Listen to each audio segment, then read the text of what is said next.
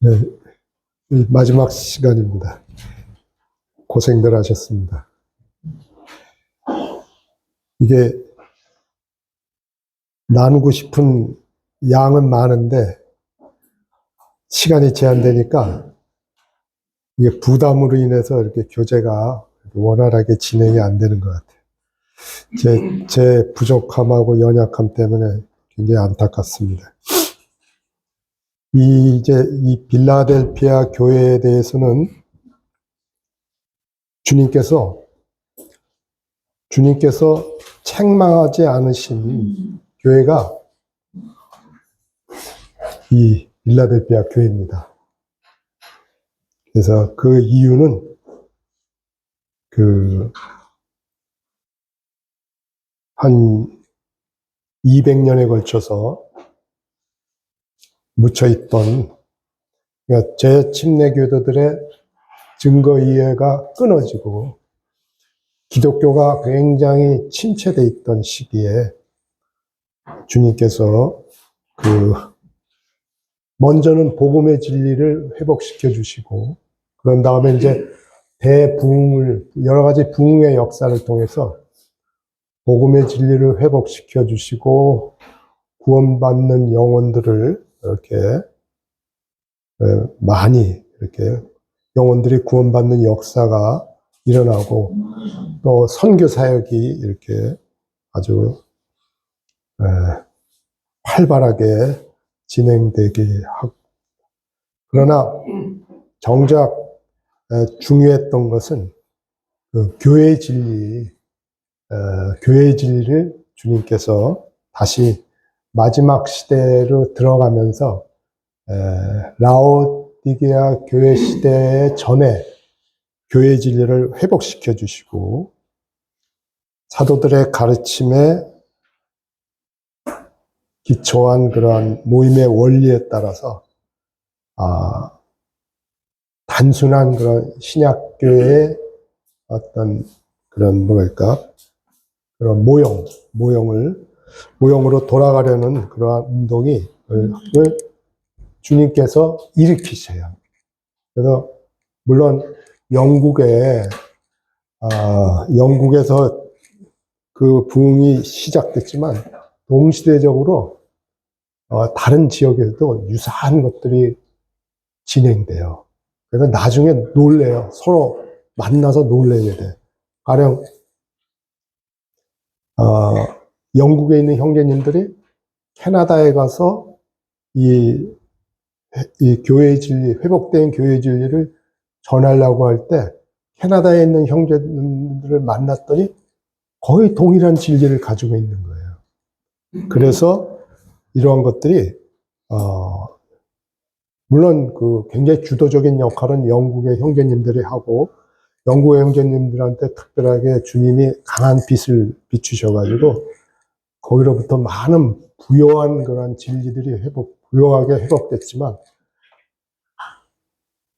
서로 이렇게 교류가 없는 상태에서도 곳곳에서 이런 진리들이 회복되고 그런 것들이 일어나요.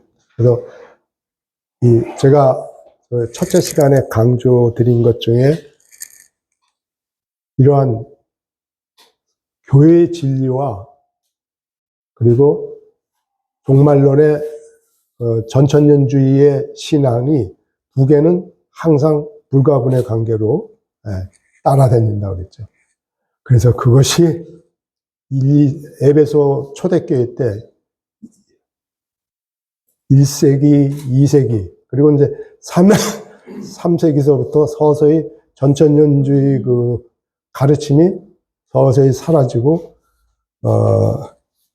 6천년주의 가르침이 서서히 드러났는데, 그렇지만, 계속해서 신약교회들, 교회사 속에 몬타니우스, 노바티안, 도나티우스, 바울, 보고밀, 왈도, 연합형제단, 그리고 재침례교도를 이어지는, 그에서는 계속해서 소수의 무리들에 의해서 이런 교회 진리와 전천년주의 종말론이 보존되다가 이제 200년 동안의 침체기 후에 이 빌라델피아 시대 때 이렇게 회복되는 것이 이 빌라델피아 시대의 특징이라고 할 수 있습니다. 그래서 먼저는 복음의 진리가 회복되죠. 그래서 많은 부흥들이 일어나기 시작하는데, 그거는 4대 교회의 열매들이 어땠습니까? 영적으로 죽어 있었고, 여러 가지 침체, 이런 걸로 인해서 차가운 이성주의의 결과로 여러 가지 침체가 있었고, 그런 거로 인해서 또 합리주의가 복음을 대체하고, 그랬을 때 이제 일부 뛰어난 그 은사 있는 형제님들을 통해서 이렇게 복음의 진리가 회복되면서 많은 부흥들이 일어나는 역사가 있습니다. 이것은 주님께서 그런 부흥과 많은 선교의 운동이 활발하게 일어날 것에 대해서 계시록 3장 8절에서 말씀을 하셨죠. 내가 네 앞에 열린 문을 두었을 때 능히 닫을 사람이 없으리라. 주님만이 그 문을 닫으시겠다. 누구도 그 문을 닫지 못할 것이다. 그래서 이제 1차 부흥운동이 영국에서 일어납니다. 그래서 존 웨슬리, 찰스 웨슬리, 동생이죠. 그리고 조지 휘필드, 그리고 이런 분들인데, 존 웨슬리가 이러한 부흥운동을 일으키기 위해서는 본인이 영적으로 부흥이 됐어야 돼요. 근데 존 웨슬리는 굉장히 신학교를 졸업하고 목사 안수를 받았지만 그 안에 어떤 영적인 실제적인 그러한 거듭남의 체험이라든지 이런 게 없었어요. 그래서 근데 이제 모라비아 형제들을 배에서 미국에서 유럽으로 가는 대서양을 건너서 가는 배에서 모라비아 교도들을 만나요. 그 모라비아 교도들이 뭐냐면 후스파나 왈도파 이런 분들의 가르침으로 모라비아 지방에서 영적 부흥 운동이 일어났을 때 그 무리들이 이제 존 웨슬리한테 복음을 전하는 거예요. 살아있는 복음을 전할 때 거기에서 이제 회심을 하게 되죠. 그래서 하나님께서 그의 회심을 통해서 이제 영국 국교회 안에 부흥 운동을 일으키고, 결국은 이 존 웨슬리의 가르침을 받은 많은 따르는 무리들이 이제 감리교회를 이렇게 이루게 됩니다. 그래서 이러한 감리교회는 복음에 대해서는 그건 저희가 없었는데, 성경적인 교회 진리는 전혀 이제 깨닫지 않고 관심도 없었어요. 이분들의 초점은 많은 사람들이 구원받고 그리스도인이 되는데 초점을 맞췄죠. 그래서 실제적으로 그런 성경에 게시된 신약교회의 양식에 따라서 이렇게 교회를 세우는 그런 것들에 대해서는 관심도 없을 뿐더러 그런 것들에 대해서 빛을 보지 못했죠. 그래서 역시 이 제한된 영국 국교의 감독제라든지 엄격한 그런 계급 조직을 이렇게 하고, 그래서 일시적인 부흥 운동에 대해서는 많은 사람들은 회심케 했지만 그런 것에 대해서는 열매가 없었죠. 그리고 이제 이것이 미국의 대각성 운동에 불을 붙입니다.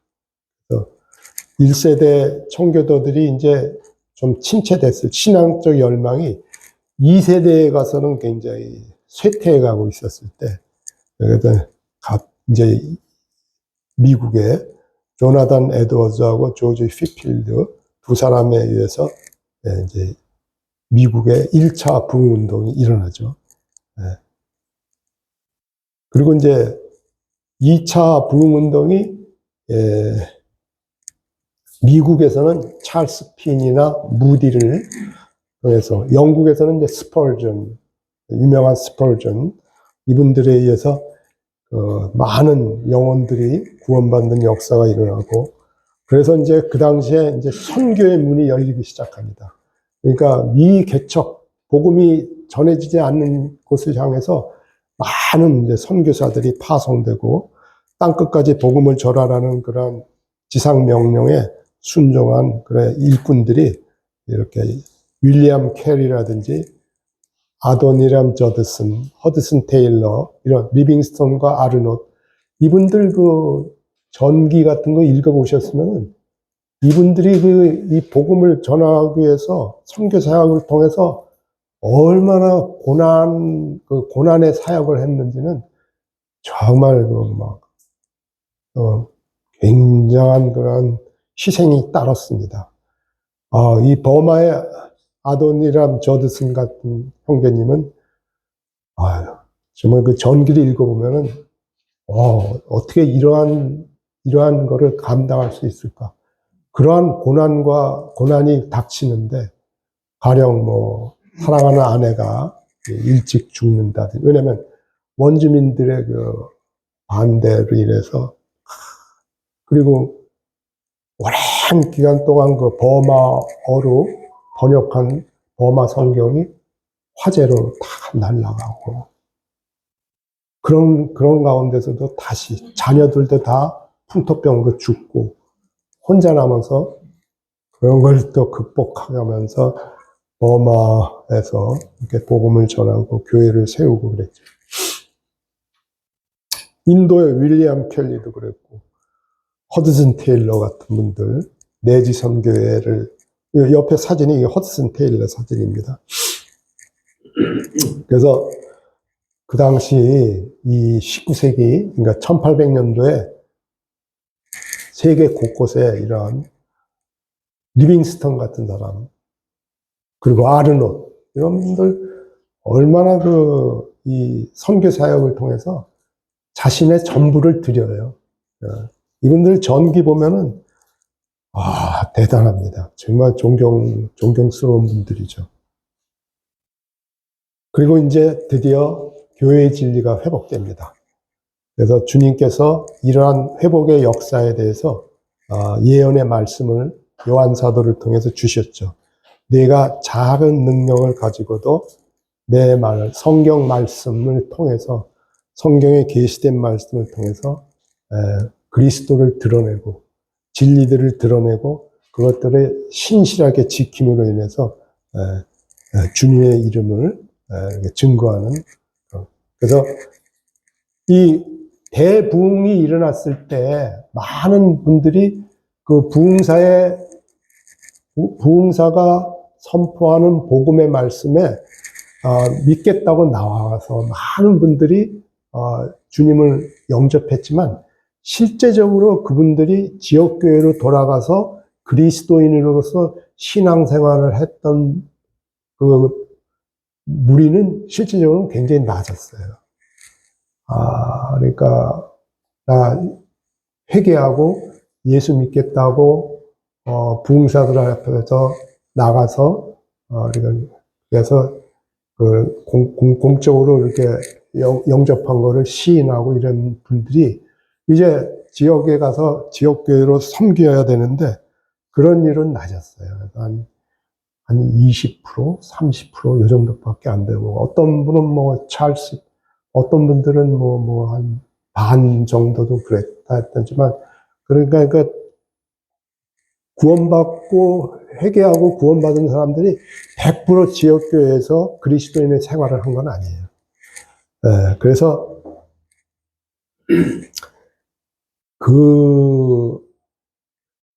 실체적으로 그것이 대부흥운동 기간 중에 외적으로 드러난 거하고 실제적인 그런 역사는, 그거는 이제 주님만이 아실 일이죠. 아실 일인데, 그런 통계는 분명하게 있습니다. 그건 누구나 인정하는 그런 통계가 있습니다만, 어쨌든 간 이제 19세기 중반서부터 주님께서 영국에 있는 형제님들을 세우시죠. 그래서 이러한 참된 회심의 역사가 있으니까 사람들이 성경에 이렇게 관심을 갖게 되고, 그래서 성경을 연구하고 탐구하고 그러면서 그동안에 가려졌던, 그러니까 뭐랄까, 개혁주의와 로마 카톨릭의 이러한 생명 없는 그러한 저기에서 가려졌던, 묻혀있던 그런 진리들이 이때 다시 회복되는 역사가 일어나서 이러한 그동안의 모든 전통을 배제하고 오직 성경에 기초한 신약교회의 양식에 따라 다시 주 예수 그리스도의 이름으로 모이는 그런 단순한 신약교회로 돌아가고자 하는 운동이 전 세계적으로 확산됐는데, 주류는 어디서 일어나냐면 영국에서 일어났고, 그래서 많은 사람들이 그들을 세칭 플리머스 브레드린이라고 이렇게 부르게 됩니다. 그들이 이제 함께 모여서 그 무리들 중에는 뭐 다비 같은 사람들은 성공의 뭡니까? 성공의 그 지도자였죠. 예. 신학대학을 나오고 뛰어난 아주 천재죠. 다비는 영적인 천재죠. 아마 세계에 그 정도 천재가 된 사람들 나오기가 힘들 정도로 천재였죠. 하여튼 그래서 이제 그러한 성경으로 돌아가서 성경을 연구할 때 성령께서 그들 가운데 역사하셔서 이제 그 신약교회의 양식, 이런 것들을 갖다가 드러내는 그런 역사들이 일어납니다. 그래서 이제 그 플리머스 브레드린에서 19세기 초에 그런 이제 이게 침체된 기독교계에서 그런 빈곤함을 느꼈던 사람들이 그 자기가 속해 있던 교파로부터 해서 나와서 모여서 성경보를 하면서 가정에서부터 모이기 시작했죠. 그때 이제 성령께서 역사하시고 교회사 전체에 걸쳐서 뭐든지 이런 회복과 부흥의 역사는 성경 공부로부터 시작됩니다. 이건 교회사에 일관된 증거입니다. 그 성경 공부, 어떤 가정에서 모여서 성경 공부를 할 때 그때 주님이 증거의 빛에 붙여줍니다. 그래서 이게 번져나가죠. 그래서 이때도 이제 이 더블린에서 여러 교파에 속해 있던 무리들이 모여서 하나님의 말씀을 이분들이 대단한 인텔리전트한 사람들이었죠. 그러니까 굉장히 학식이 있고 좀 뛰어난 저기를 가진 사람들이 많았어요. 그래서 다비라든지 윌리엄 켈리라든지, 이분은 그 기도로 유명한 조지 뮬러, 이거는 사랑의 뭐라고 그러는데, 하여튼 굉장히 그 사랑을 강조하신 유명한 형제님인데, 죄송합니다. 제가 자꾸 체프만 잊어먹어요. 그래서 체프만 형제님이십니다. 그래서 그들이 이제 이러한 하나하나씩 단계적으로 우주적인 교회에 대한 진리에서부터 출발해서 지역교회의 진리를 이렇게 나가는데 주님이 그렇게 인도하세요. 처음에는 교회는 하나이며 참된 그리스도의 몸은 하나님께서 세우셨고 모든 조직적 단체와 구별된 것임을 알게 됨. 이건 우주적인 교회, 그죠? 우주적인 교회. 그리고 성직자와 평신도를 구별하는 권위가 성경에는 없다. 우리가 첫째 시간, 둘째 시간에 많이 살펴보았죠. 마태복음 18장 20절 말씀에 그들의 한가운데, 그죠? 그들의 한가운데 주님이 계시고, 그러한 계시의 말씀간에는 어떠한 흔적도 없고, 성직자와 평신도를 구별하는 그러한 근거가 없는 거죠. 그리고 사역, 교회 사역과 모든 것에 있어서 가령 인도자를 세운다든지 복음 전도자들을 세우는 것은 성령님의 어떤 조직이나 개인의 어떤 조직이나 단체의 권한이 아니고 성령님의 특권으로 그랬다는 것을 뭐 성경을 상고하고 깊이 연구하면 다 나오거든요. 사도행전 보시면요. 사도행전에 이러한 것들에 대한 진리가 사도행전에서 드러납니다. 한 사도행전 1장서부터 시작해서 한 15장, 16장까지는 이러한 것들에 대한 진리가 다 드러납니다.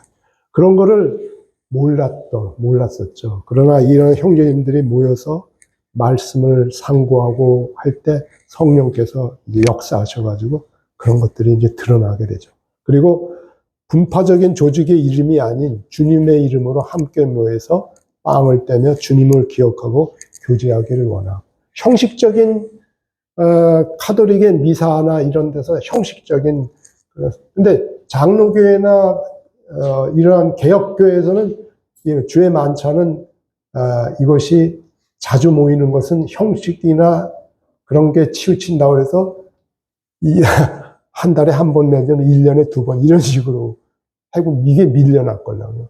그러니까 로마 캐톨릭조차도 미사에서 이거를 지켜왔던 주의 만찬이 이게 개혁교회에서는 말씀 설교 중심으로 바뀌면서 주의 만찬의 중요성, 이 예배의 중요성이 이제 좀 저기 된 거죠.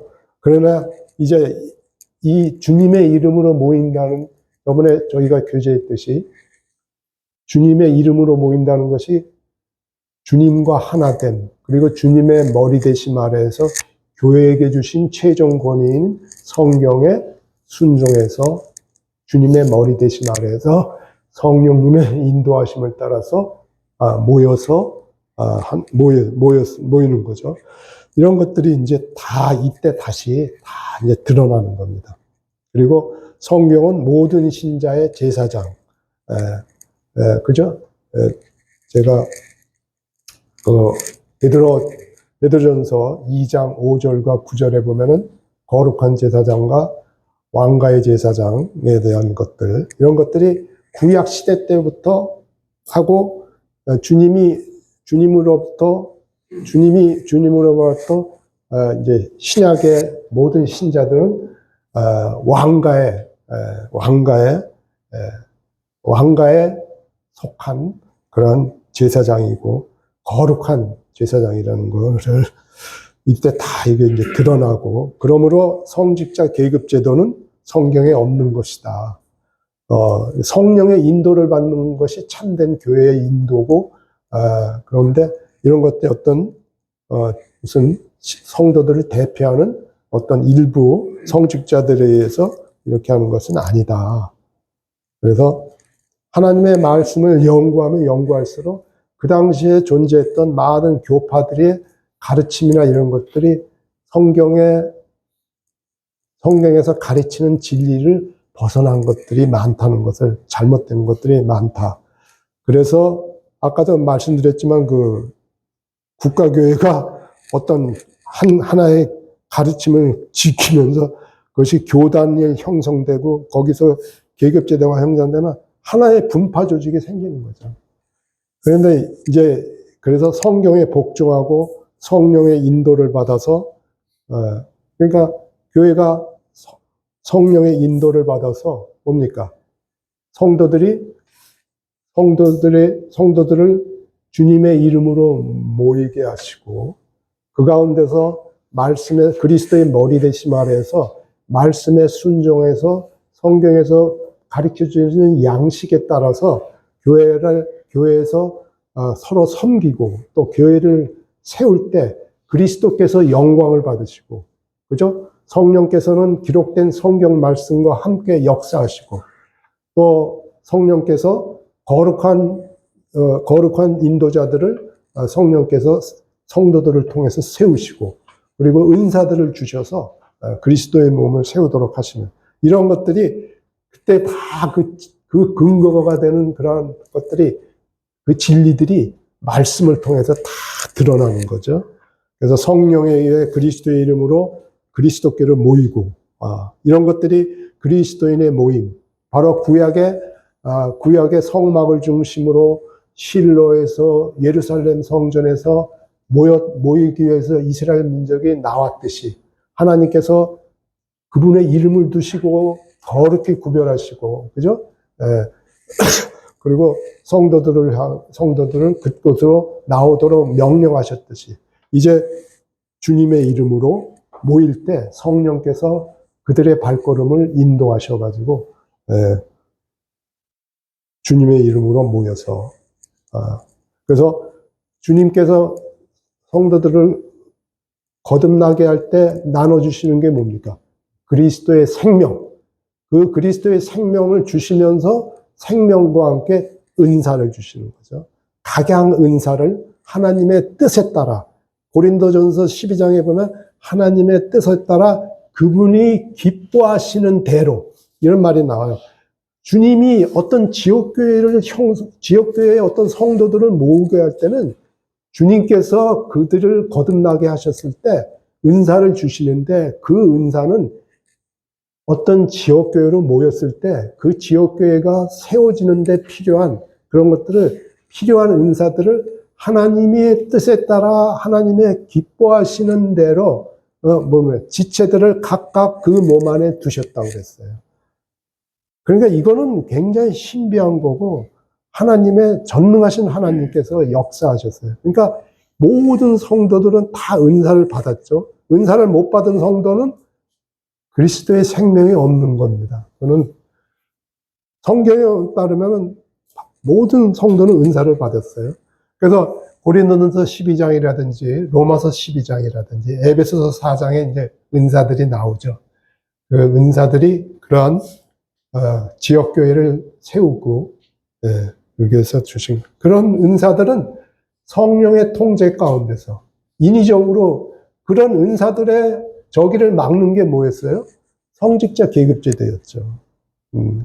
그래서 아니다. 모든 성직자는 모든 성도들은 그리스도의 거룩한 대제사장으로서 주님 앞에 나와서 마음껏 은사들을 발휘하면서 뭡니까? 거룩한 제사장으로서 영적 희생물을 드리고, 그죠? 그리스도의 보배로운 산돌이신 그리스도께로 나와서 하나님께서 받으실 만한 영적 제사를 드리는 그런 제사장이 된 거죠. 그래서 우리를 어둠에서 불러낸 그분을 보호하기 위해서, 선언하기 위해서, 증거하기 위해서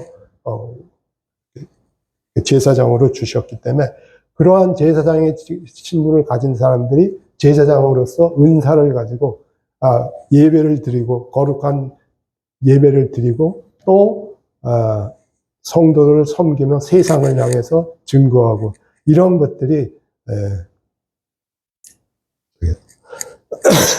그래서 이 처음에는 우주적인 교회에 대한 저기를 발견합니다. 처음에는 그리스도인 모임의 성경적 근거로 돌아가서 교회를 단순히 그리스도인 모으며 신자들이 분파적인 연계나 성직자의 집전 없이 단순한 성경적 방식으로 주님을 기억하기 위해 함께 모이는 영적 단일체로 보았어요. 이거는 이제 에베소 4장에서 말하는 은사나 에베소 4장에서 말하는 교회는 이제 이런 그리스도의 몸에 가는 거죠. 3장, 4장, 에베소서 1장에서 4장까지에서는 주로 이런 우주적인 교회를 얘기하고 있죠. 그러나 이제 보니까 마태복음 18장 20절이나 서신서를 보니까 아니다, 이게 두세 사람이 그리스도의 이름으로 그분을 중심으로 모이는 것이 성경에 제시하는 본래의 양식이다. 그래서 임재하신 주님을 의지하고 그분의 권위에 순종해서 행정에서 독립성과 자율성을 가지고 저희가 지난 시간에 그거 계시록의 1장 말씀과 2장 1절 말씀에서 주님이 7 금초 때 한가운데 계시고 촛대와 촛대 사이에는 연결이 안 돼 있고 모든 촛대는 정확하게 일정한 거리를 두고 주님과 연결돼 있다고 그랬죠. 그래서 그래서 일곱 금초 때는 지역교회를 상징하는 거고, 그래서 모든 지역교회는 어떤 우월함이나 부족함이 없이 주님과 동등한 입장에서 머리 대신 주님을 주님 아래 연결돼 있고, 그리고 지역교회가 지역교회랑 교제할 때는 단독으로 교제하는 게 아니라 머리 대신 그리스도를 통해서 교제가 되는 거고, 그리고 주님은 절대로 어떤 지역교회가 다른 교회에다가 명령을 하거나 간섭하거나 이런 것들이 성경의 계시에는 없다는 거죠. 반드시 머리 대신 주님이 명령하는 것이, 어떤 교회가 다른 지역교회를 지배하거나 명령하거나 간섭하는 것은 성경에 근거가 없다는 거죠. 그런 것들을 이제 다 이 말씀을 통해서 회복을 하는 거죠. 그래서 지역교회의 독립성과 자율성. 그래서 이런 로마 캐토릭의 이런 교단화되고 교권화돼서 교단화되고 성직자 계급 제도에서 밑에 지역교회를 다스리는 또 무슨 교회 총회 이런 것들은 성경에 근거가 없는 그런 거다.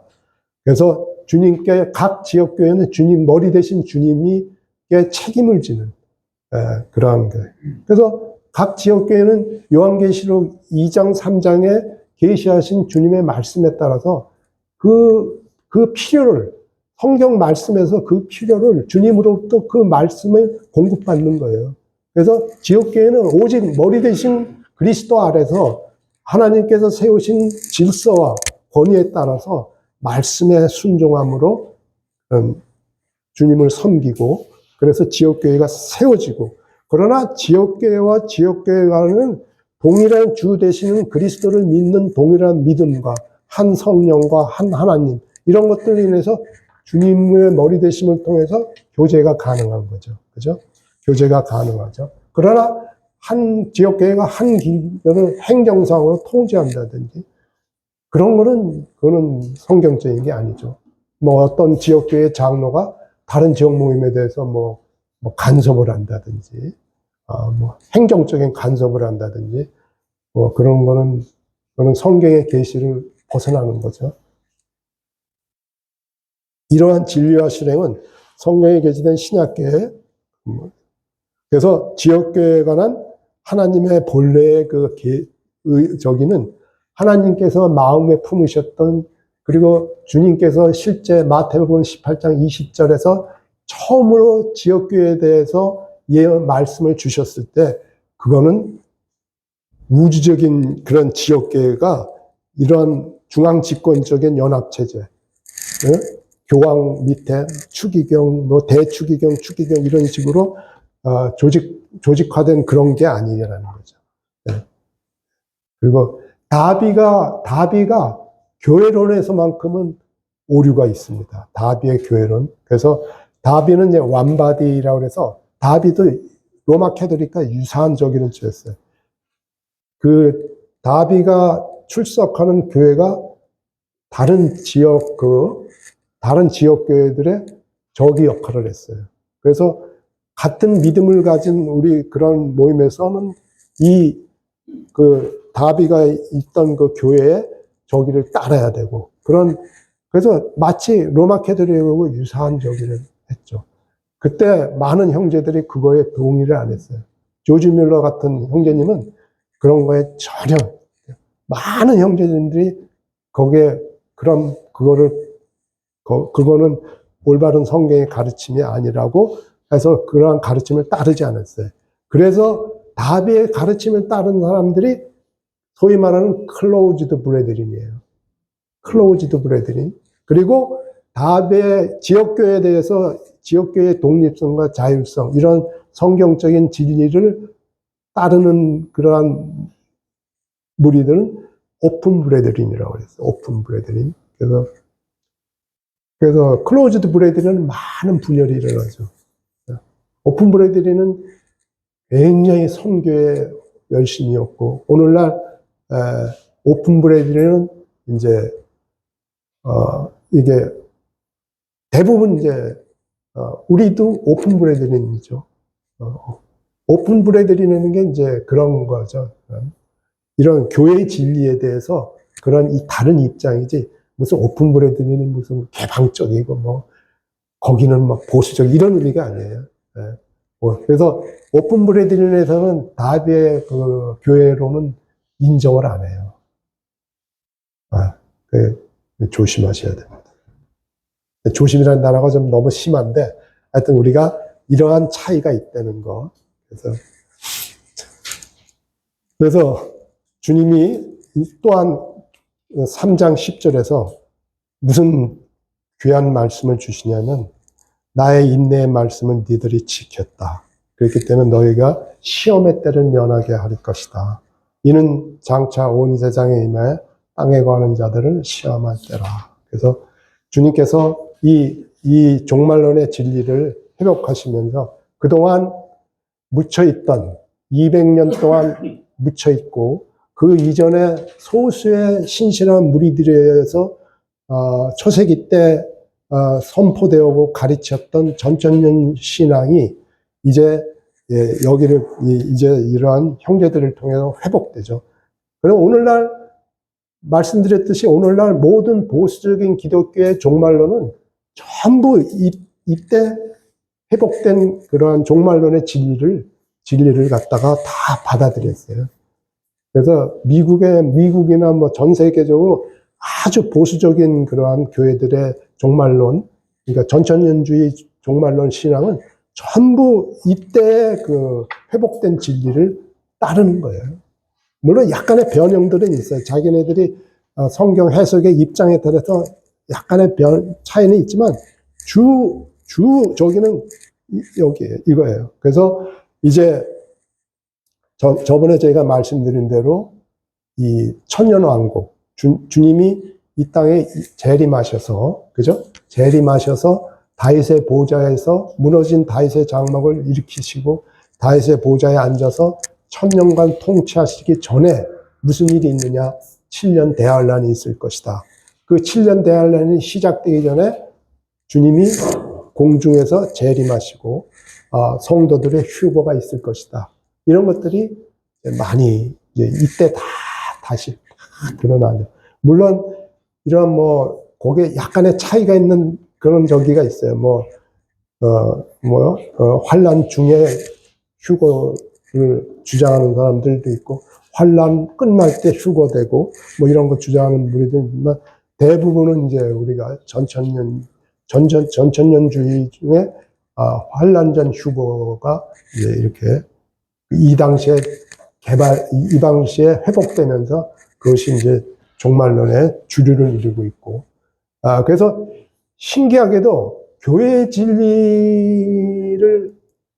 진리는 전천년주의 신앙하고 항상 붙어 다닌다는 게 참 신기해요. 교회사를 볼 때 참 신기해요. 그 소리는 뭐하고 대조됩니까? 로마 캐톨릭의 그러한 종교 조직화된 계급주의 그러한 그 교회론, One Universal Catholic Church는 무천년주의라고 이렇게 연합이 되잖아요. 그리고 그것이 종교개혁을 통해서 그러한 로마 캐톨릭의 종말론은 그대로 유지가 되고, 그래서 우리가 이런 거를 볼 때, 좀 저도 그런 걸 신비감을 느끼겠더라고요. 그래서, 그건 결국 뭐냐면은, 사도들의 가르침을 온전히 성경을 통해서 제대로 받아들이는 자들은, 그래서 교회의 진리를 회복한 자들은, 교회의 진리를 사도들의 가르친 대로 순종하는 자들은 종말론에 대해서도 동일한 진리들을 수용하더라. 그런 저기를 얻을 수 있죠. 그래서 이 차트는 우리 아까 형제님 이 서양 모임에 가면은 항상 벽에 이게 걸려 있습니다. 네, 그래서 걸려 있어서 여기에 십자가 사건이 있고, 여기 대환란 있죠. 네. 그리고 환란 전에 휴고가 있고,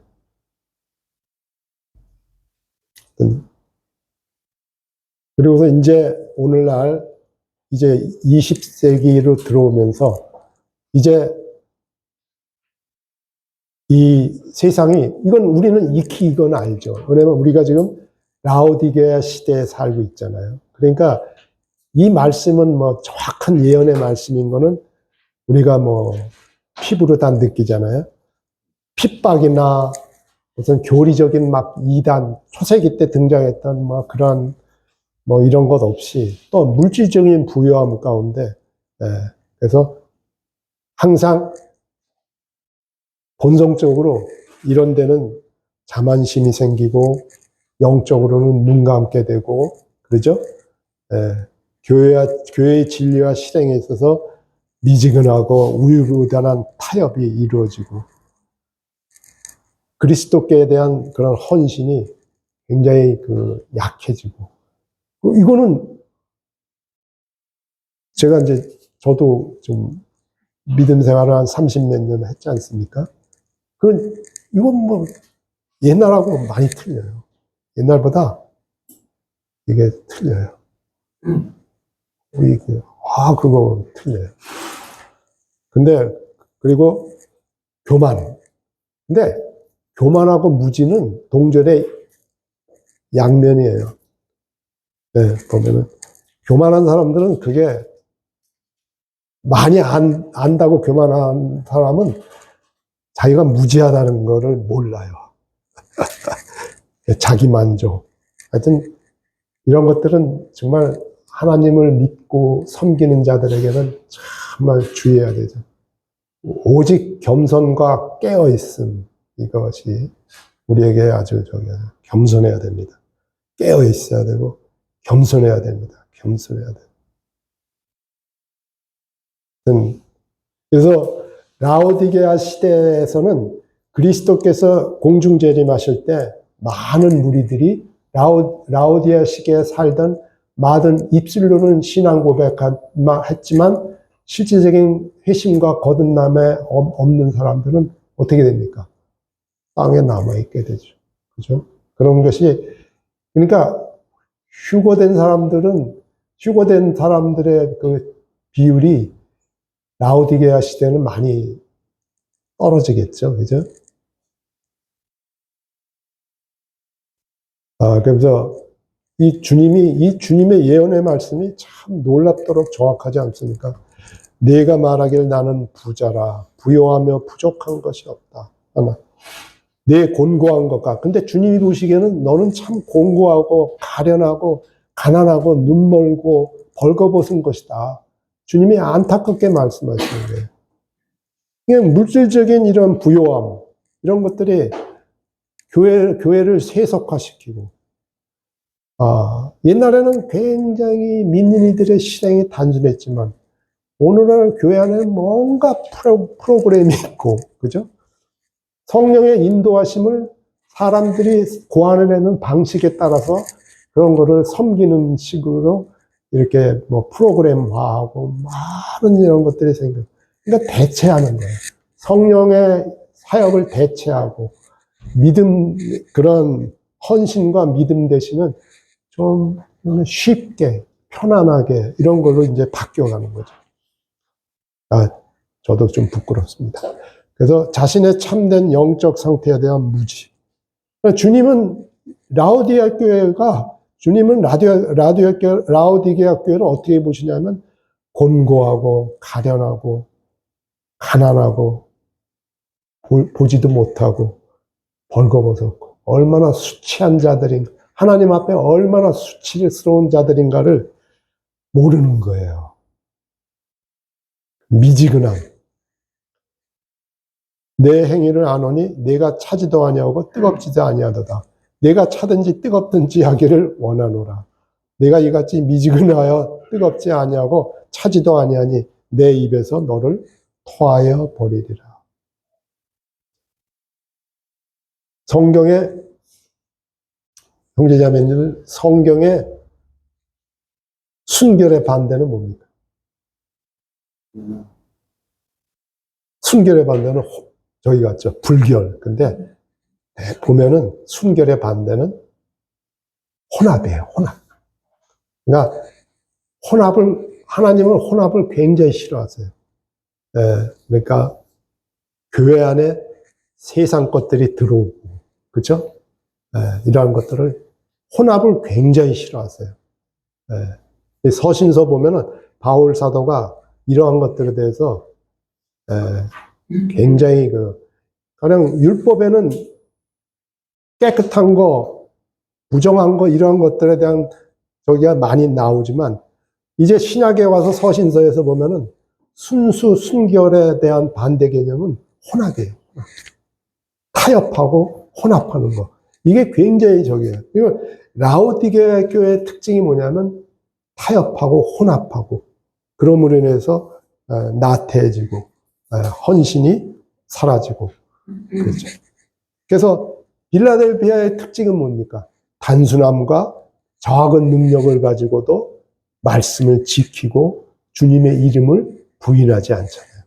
이거는 라오디게아랑 빌라델피아 교회의 모습이 전혀 대조되는 거죠. 빌라델피아는 얼마나 단순하게 섬겼어요. 그래서 그리고 영적과 징계에 관한 성경의 가르침이 무시되고 일반 교회에서 징계 있습니까? 없어요. 일반 교회는 징계 없어요. 좀 보수적인 교회들은 징계 있습니다. 근데 대부분 징계 없어요.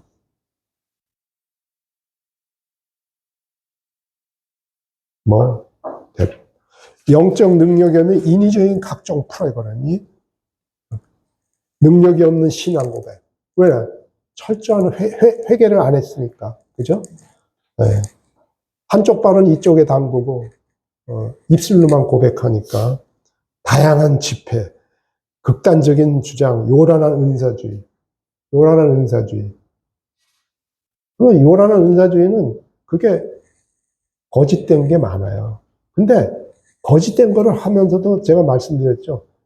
그리스도를 영화롭게 하고 그리스도께 영광을 돌리는 게 아니고 성령님께 영광 돌리고 성령님을 찬양하고 그런단 말이에요. 그 요한계시록 16장에 진리의 영께서 오시면은 모든 진리 가운데를 인도하여 그가 나를 영화롭게 하리라. 성령의 사역은 주님을 영화롭게 하고 그리스도께 영광을 돌리게 하는 거죠. 교회 안에서 성령의 인도하심과 성령의 사역은 머리 되신 그리스도께 영광을 돌림으로 인해서 하나님께서 영광을 받으시는 거거든요. 근데 이게 오순절 은사주의가 전부 그냥 방언, 신유 이러면서 불같은 성령이여 임하소서 온갖 저기가 하면서 성령께 영광을 돌려요. 진짜예요. 성령께 영광을 돌려요. 거기는 주님, 하나님이라는 저기는 나오지만 안 나와서 이런 것들. 이게 오순절 은사주의가 언제 시작됐는지 아십니까? 1897년쯤에 시작됐어요. 계시록 말씀하고 정확하게 들어맞아요. 오순절 은사주의가 1890 몇 년도에 시작됐어요. 미국의 LA에서. 그게 1950년대까지 전 세계에 막 그게 번져나가죠.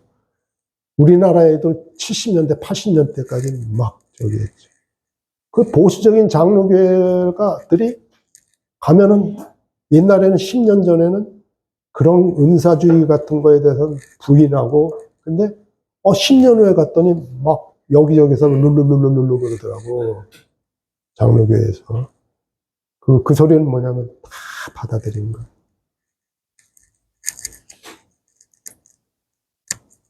그래서 주님께서 책망의 말씀을 하시고 너희들에게 금과 흰옷과 안약이 필요하다. 그래서 그리스도께 헌신하고 순종해라. 의로운 행위로 그리스도를 증거해라. 성령의 사역 위에 잃어버린 영적 시력을 회복하라. 그렇죠? 그러니까 이걸 그런 말씀을 주시잖아요. 그러면서 그리스도와의 교제를 회복해야 된다고 이렇게. 자, 주님이 지금 문을 두들기고 있다. 이건 교회에다가 하시는 말씀이 아니에요. 이건 개인에게 하는 말입니다. 개인에게. 여기에 이거를 교회로 해석하시면 안 돼요. 예.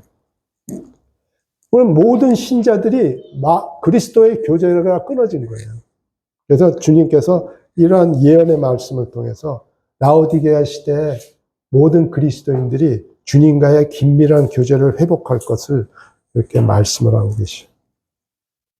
자, 그래서 저희가 에베소 교회에서부터 시작해서 쭉 서머나, 버가모, 두아디라, 사데, 빌라델피아, 그리고 이제 라오디게아의 시대에 대한 요한계시록 2장, 3장에 있는 요한 사도를 통한 주님의 계시의 말씀을 통해서 그러한 계시의 말씀에 대해서 교회사 속에 많이 있었던 교회들이 그 말씀에 대해서 어떻게 반응을 했는가. 교회의 진리나 주님께서 신약교회에 관한 진리나 뭐 여러 가지 가르침에 대해서 그동안에 존재했던 교회들과 교회 시대가 어떻게 반응했는지를 그렇게 이제 전체적으로 살펴볼 때 크게 의식주의는 로마 캐톨릭이나 그리스 종교의 이런 것들은 성경의 양식을 따른 초대교회의 가르침과 본을 무시하고 자신들의 가르침과 실행을 성경 위에 놨다 이거죠. 로마 캐톨릭이 최고의 권위는 뭡니까? 로마 캐톨릭은 세계의 권위를 가지고 있죠. 제가 한번 말씀드릴게요.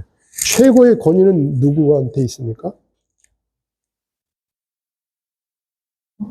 교황. 최고의 권위는 교황입니다. 다음에 교회의 가르침, 교부. 그리고 세 번째가 성경이에요. 성경. 그러니까 성경과 교황의 말이 속된 말로 쫑이나 불일치가 일어나. 그러면 교황의 말이 맞는 거예요. 이런 겁니다. 무염십태니, 마리아 숭배니, 그거는 교회에서 결정한 거잖아요. 동정녀 마리아가 성경이 근거하는 겁니까? 마리아가 예수님의 육신의 자녀들이 얼마나 많아요? 4명인가 5명 되잖아요. 마태복음 12장에 나오면 주님이 계신데 와서 엄마가 불러 이런 저기가 나오잖아요. 죄송합니다. 이런 표현 써서. 하여튼 그런데 동정녀 마리아를 교회에서 믿고 발표했어요. 그러면 마리아는 동정녀라는 게 성경 말씀보다 권위가 있는 거예요. 얼마나 심각한 겁니까? 네. 그런 사람들이 진짜 성경을 하나님의 말씀으로 믿는 걸까요? 자, 그리고 개혁주의. 근데 개혁주의는 루터교, 장로교회 여러 가지 저희가 살펴봤지만 뭐냐면 로마 교회의 실행과 신약 성경의 가르침을 어떻게 했어요? 섞어서 절충했잖아요. 그래서 로마 것도 따고 신약교회 신약 성경의 가르침도 따고 이렇게 하잖아요.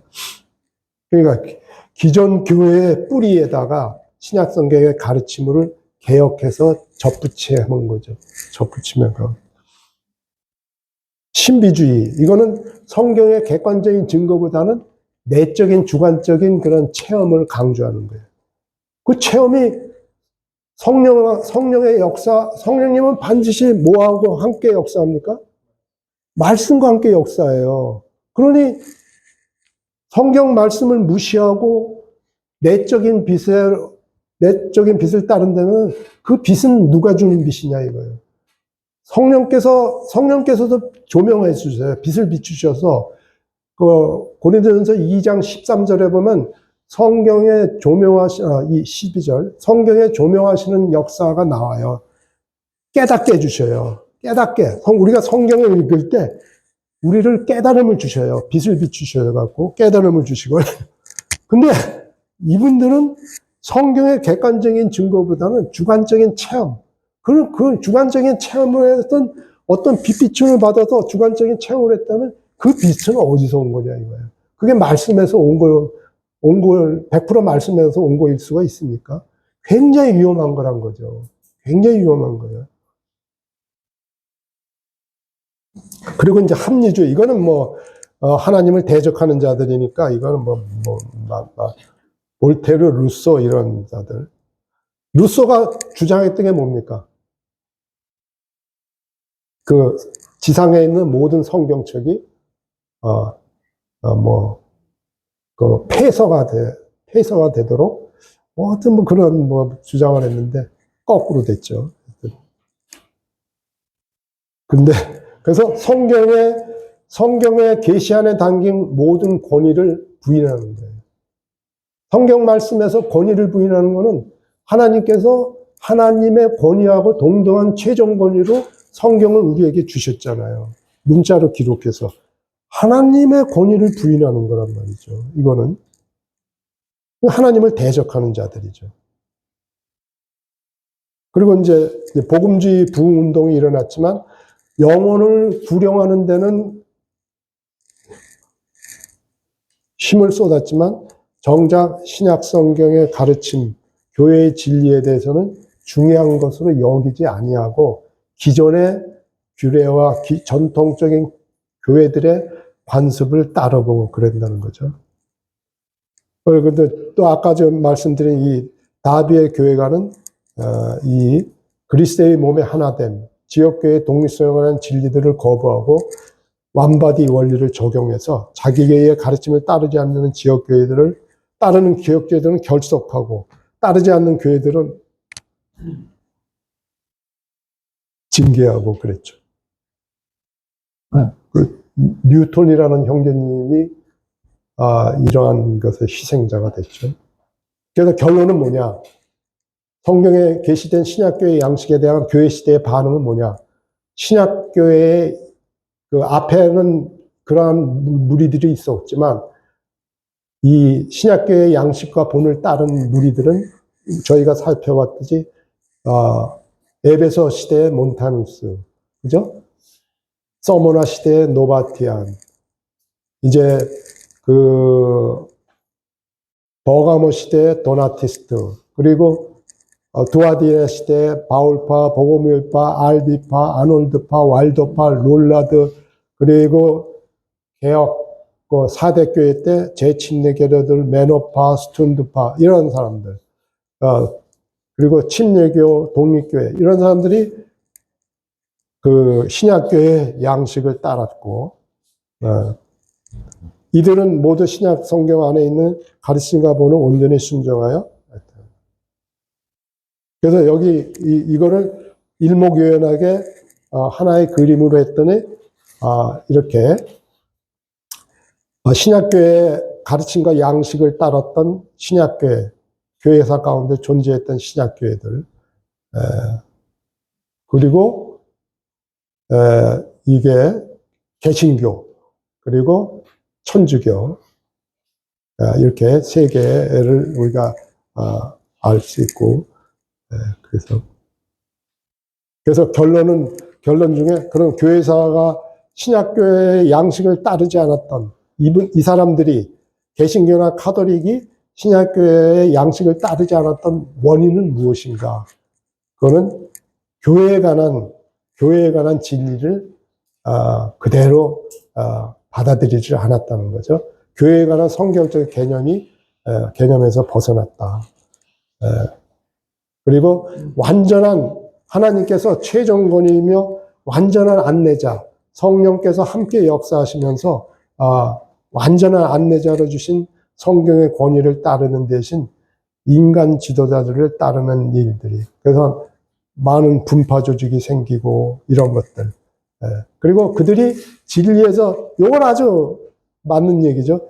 진리에서 떠나가면 떠나갈수록 자기네들이 떠나가지 않는다는 것을 변호하는 것을 어디에서 변호를 해요? 인간의 권위로 변호를 하게 되는 거죠.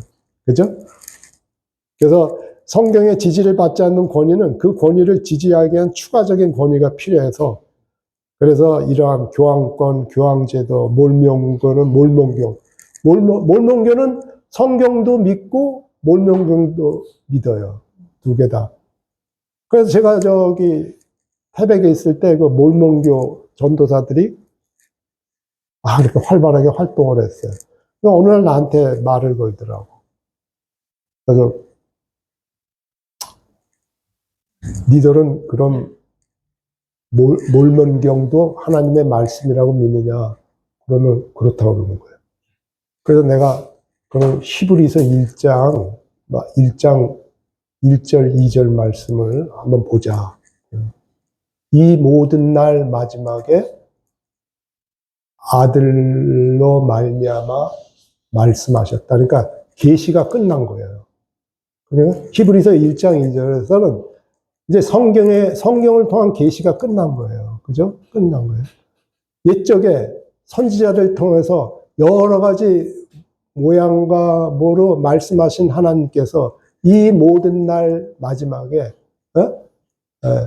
아들을 통하여 우리에게 말씀하셨다. 그래서 이제 사도들과 이 성경이 기록되면서 계시는 끝난 거예요. 고린도전서 12장에서도 바울사도가 13장에서도 사랑의 장에서도 온전한 것이 오면은 부분적인 것이 그 말씀을 하면서 완전한 성경에 완전한 계시가 있기 때문에 그 완전한 계시가 있었던. 그래서 그거를 이제 빡 읽으면서 그럼 니들은 우리는 성경을 믿는데 니들은 몰몬경을 믿는다는 소리는 히브리서 1장 이 말씀을 안 믿는 거 아니냐. 그는 계시가 안 끝났기 때문에 몰몬경을 또 믿는 거 아니냐. 그러면 계시가 안 끝났다고 니들은 믿는 거 아니냐. 그랬더니 이 친구가 확 당황을 하더라고. 그랬더니 그거는 생각해 본 적이 없다고. 그럼 나 한번 생각해 보겠다고 그러더라고. 아니 솔직하게 그러더라고. 그건 진짜 생각을 못 해봤다는 거야. 그런 일이 있었어요.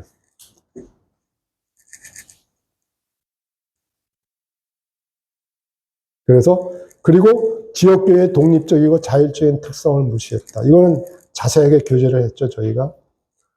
사람의 이름을 취했다. 언제서부터? 이것이 많이 드러난 게 종교개혁 이후로부터. 근데, 왜냐면은,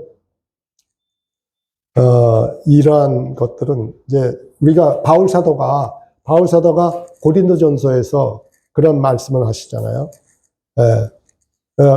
이게 고린도 교회에 분열이 일어난 거야. 이거 들어보니까 글로에라는 형제를 통해서 고린도 교회에 대해서 들은 거지. 그랬더니 바울파도 있고 아볼로파도 있고 게바의 가르침을 따르는 사람, 베드로의 가르침, 그리고 어떤 사람은 나는 그리스도에게 속한 자라, 이런다. 그러니까 이것에 대해서 바울이 뭐다? 그런 것들은 뭐라는 거예요? 그리스도께서 나뉜 거다. 니들이 바울을 좋아하면서 바울을 가르침을 따르고, 아볼로를 좋아해서 아볼로의 가르침을 따르고, 모임 안에서 이렇게 나뉘는 건, 그건 그리스도를 나누는 것이다. 그런 거예요. 고린도서 3장 3절에 나는 바울에게라 하고, 다른 이는 나는 아볼로에게라 하니, 너희가 육의 사람이다. 이렇게 분파주의는 육신에 속한 거라는 거예요. 육신에 속한 거라고. 바울사도가 굉장히 정죄를 하잖아요, 지금. 그죠? 그리스도께서 어찌 나뉘었느냐. 니들이 나는 칼빈주의를 따르는 자라 그러고 나는 웨슬러를 따르는 자라 하고 주장하면서 그들의 가르침을 따르는 거는 그리스도를 나누는 거라는 거예요. 지금 바울사도의 얘기는. 그리스도를 나누는 거예요. 그거는 그리스도의 이름으로 모이는 것이 아니라는 거예요.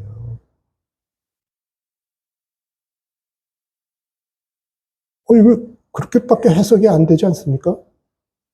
그래서 고린도 교회는 가르치는 자의 이름을 따르는 그러한 분파적인 성향에 따라서 이렇게.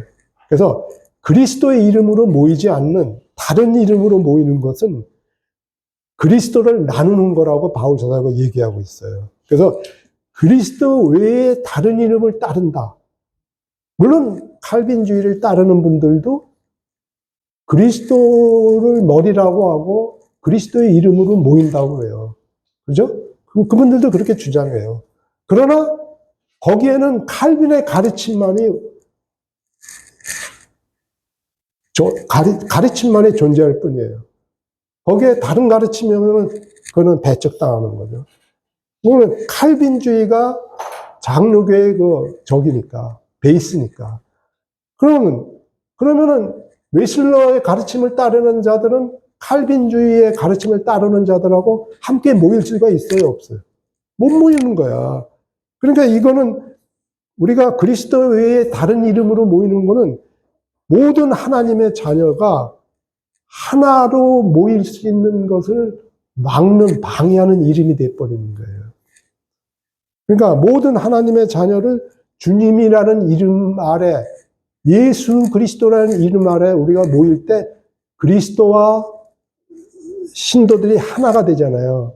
그게 마태복음 18장 20절의 말씀.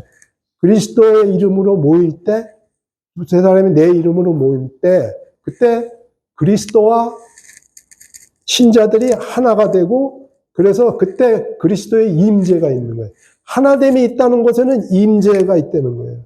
주님이 그들의 한가운데 계시겠다고 약속하셨잖아요. 근데 다른 이름으로 모인다면 그거는 하나님의 자녀들을 하나로 모이게 할 수 없는 거라 이거죠. 그래서 주님의 이름으로 모이면서 또 다른 두 번 썼네. 이거 하나입니다. 다른 이름을 갖는 것이므로 또 다른, 맞네.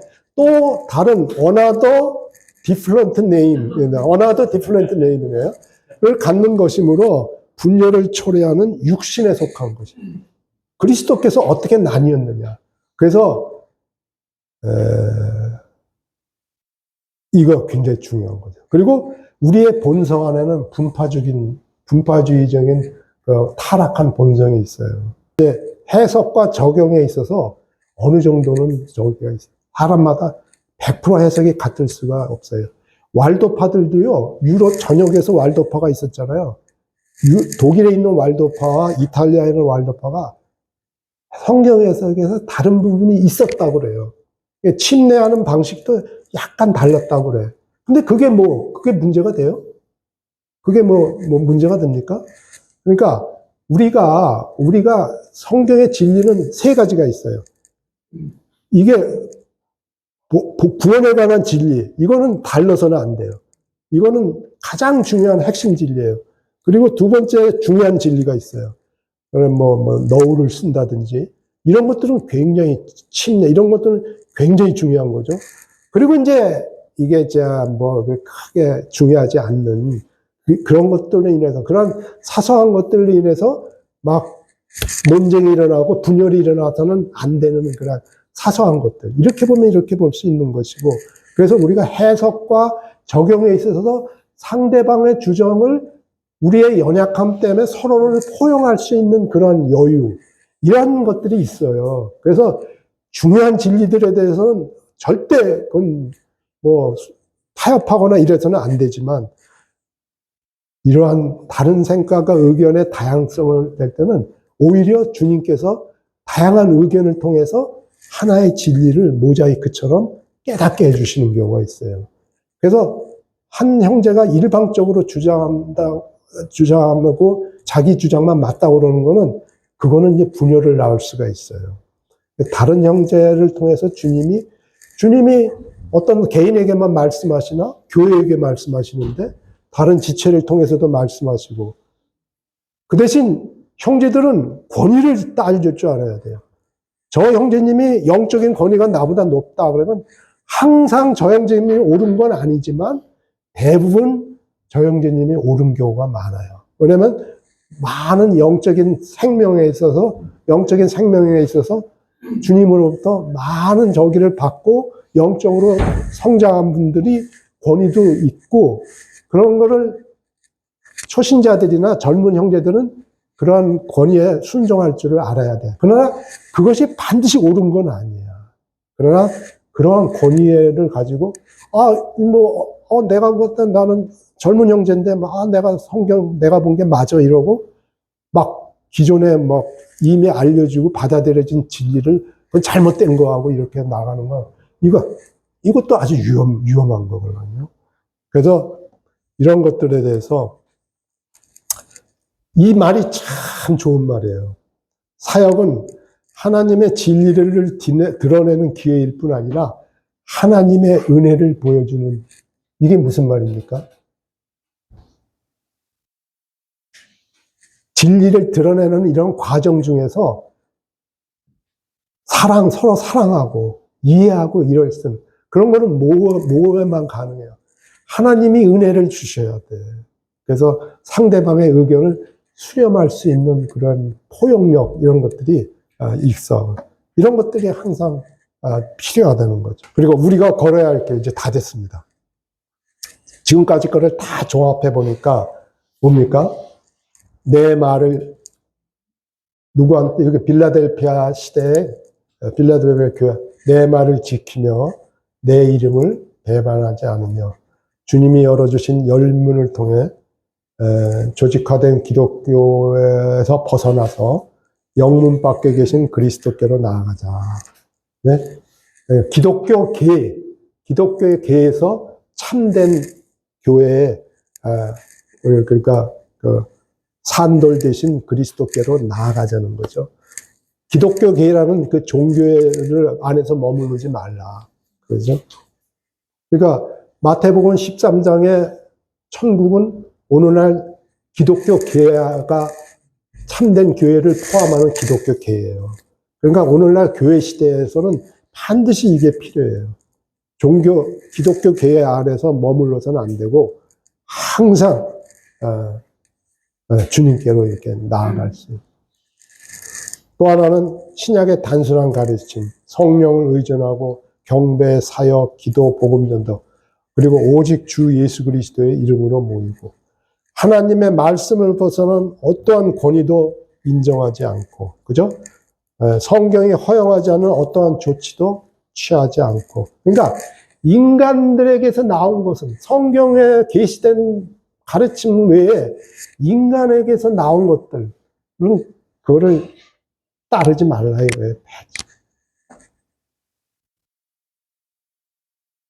독립적이고 자율적인 지역교회, 이거, 그리고 살아계신 하나님을 증거하고 중앙집권적인 그러한 체제는 그거는 성경에서 말하는 그런 저희가 아니다. 그리고 분파주의를 거절하자. 그리고 성직제도보다 그러니까 모든 믿는 이들이 제사장으로서 영적 은사를 자유롭게 발휘하면서 주님께 영적 희생물 제사를 드리는 그러한 저기가 돼야 된다. 이런 것들 이제 모임 안에서 실제적으로, 그리고 징계, 교회의 순교를 위해서 징계는 반드시 필요하다. 그런 거죠.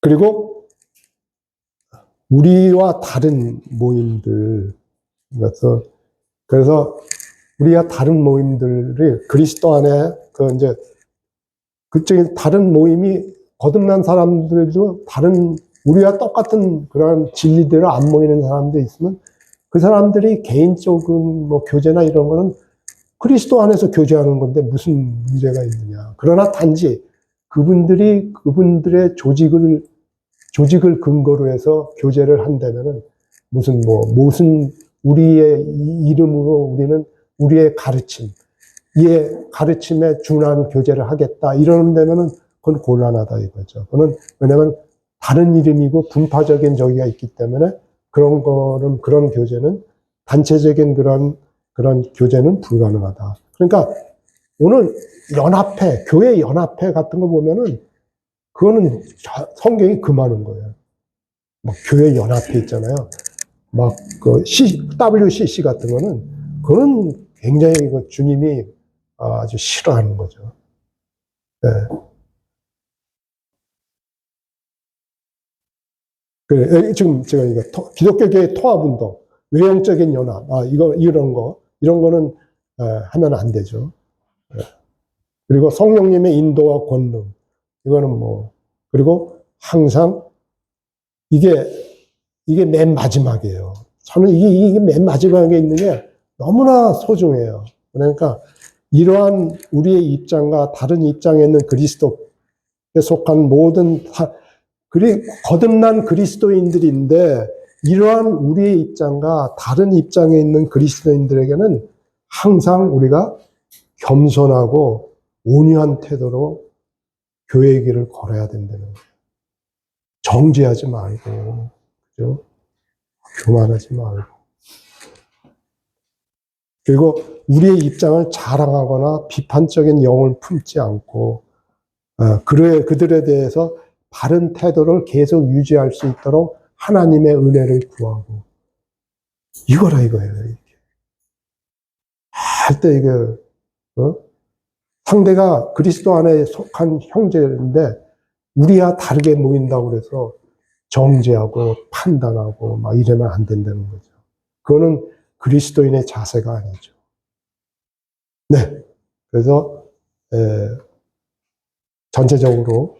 근데 이게 제가 교회사만 한 것이 아니고, 그러한 영적인 저기를 위해서 뭐 무천년주의라든지, 이런 천국에 관해서든지, 성령, 그리스도의 이름으로 모임이라든지, 이런 것들에 대해서 이제 하다 보니까, 이게 이제 이게 자세하게 들어가지 못하고 건너뛴 게 많이 있습니다. 그래서 참 그게 안타까운데, 뭐 시간이 제한됐고, 그래서 그러한 부분들은 제가 요거가 그대로 이 책에 들어가 있어요. 책에 들어가 있으니까, 저는 이렇게 사람들 앞에서 말할 때 버벅거리지만, 책은 부드럽게 쓰고 하려고요. 그렇기 때문에 책을 읽으시면은 이렇게 버벅거리지 않고 잘 읽으실 수 있어요. 네. 저는 이게 사람들 앞에 쓰면은 굉장히 말을 못해요. 버벅거리고 그러는데, 여기는 이제 그냥 이렇게 쓰니까 책이 훨씬 받아들이기 좋습니다. 그래서 우리가 여기서 다루지 않은 것들은 큰 틀은 우리가 얘기를 다 했기 때문에, 그거를 기억하시면은 이거 책 읽는데 어려움은 없을 것 같습니다. 이상, 교회사 교제를 마치고 수고 많으셨습니다.